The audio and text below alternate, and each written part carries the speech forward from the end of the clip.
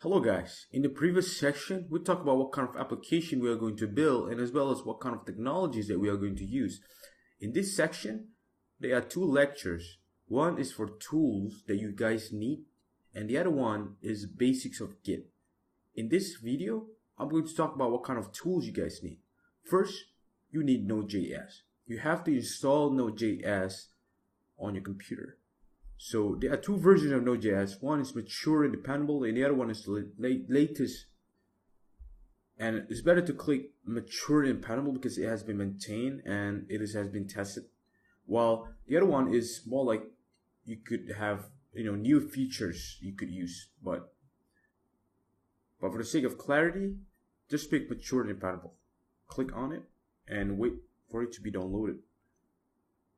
For me, I already have it, so I'm gonna cancel it. Alright, so next is you need a text editor.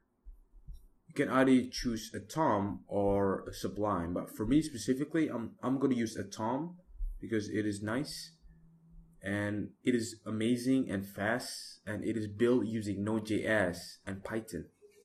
If you want to use this text editor, simply click the download and wait for the download to be finished. So go ahead and click download for Mac. If you have Windows, you can download for Windows. And for me, I already have it, so I'm going to cancel it. And but if you have, if you prefer to use Sublime or WebStorm, it's fine. As long as you have a text editor you're comfortable with, everything is okay. So next is Git. You need to install Git to save the states of your web application, and you need GitHub to save your codes to a repository. Every developer should learn how to use Git because in the real world, if you decide to work with other developer, you don't want to keep transferring your codes to a pen drive and give it to them. That is very inefficient. With Git, everything will be smooth and very efficient. Soon you know what I'm talking about. So if you haven't downloaded yet, go ahead and download it. If you are on Mac, press Mac.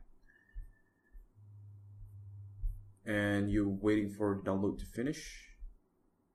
Download is starting, so you can wait, or you can click this if it's not downloading. We'll go to a SourceForge and you can install it. You can wait for a few seconds. And there you have it installed. For me, I already have it, so I don't need to install it. So I'm gonna cancel it. Next is GitHub. You need to sign up for GitHub if you don't have an account. Go ahead and sign up. Pause this video and sign up, and let's continue later on. Next is you need a terminal. All right.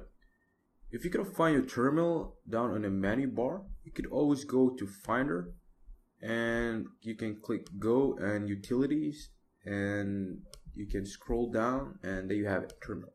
Double click on it, or if you want to save it, you can just drag this here, but for me I already have it, so I don't need. You can just drag it if you want to save it. The last tool that you need is a MongoLab account. It is a cloud database for MongoDB. You can run MongoDB on your local host machine, but it's better to run it on the cloud because first, it is much simpler, and you don't need to waste your time installing MongoDB and probably get stuck because of some unknown error. With MongoLab, everything is much simpler. Go ahead and sign up for MongoLab. So click sign up. You wait for a while and enter your account name, username, email, password, and you gotta click this, and you gotta scroll down to the bottom. Then you can click this I accept. Alright, for me I already have it, but for you guys, go ahead and create your own account, and that's about it. So again, stay healthy and happy coding.